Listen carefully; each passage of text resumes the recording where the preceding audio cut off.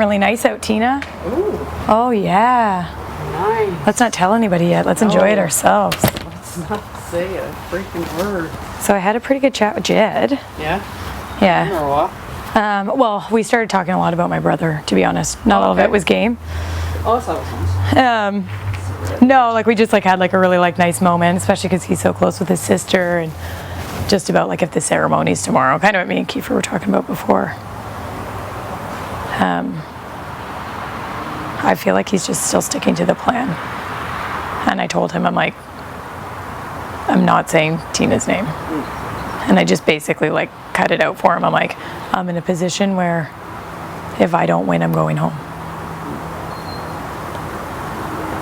And I think he kind of like knew that and respected that. Yeah. I had a brief conversation with him. How did that go? Just my conversations are brief anyways, right? Yeah. Kind of go on about it per se. I mean, what he's gonna say is what he's gonna say, right? Yeah. And there's only a few points that really I can make.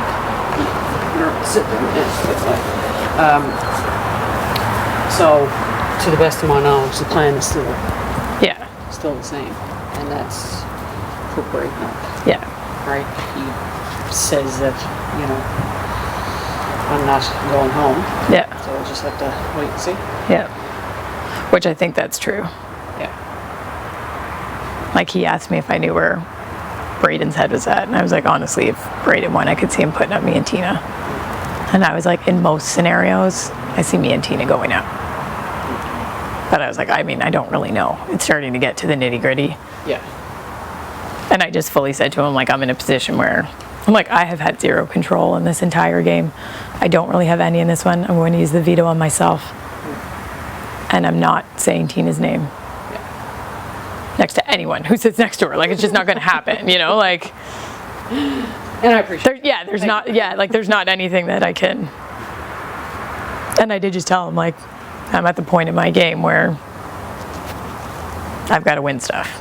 Yeah. That's the position that I'm in. Yeah. I think there's a few of us in the house that are in that position. Yeah. So we'll just have to see what he thinks is best for his game.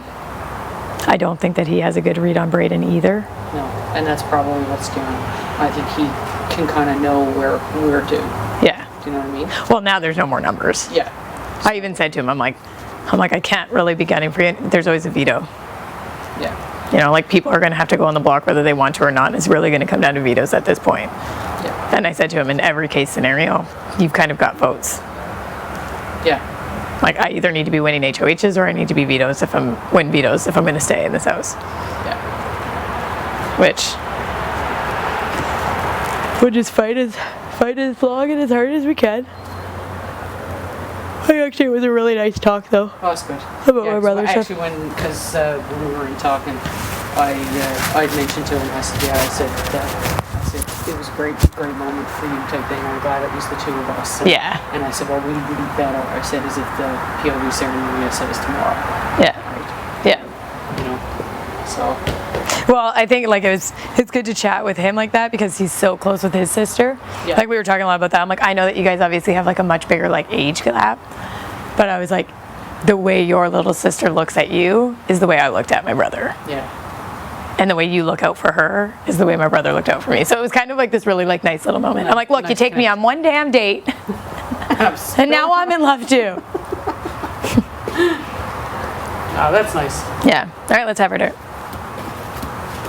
It's nice when people can have conversations outside the game. Yeah. Right. Absolutely.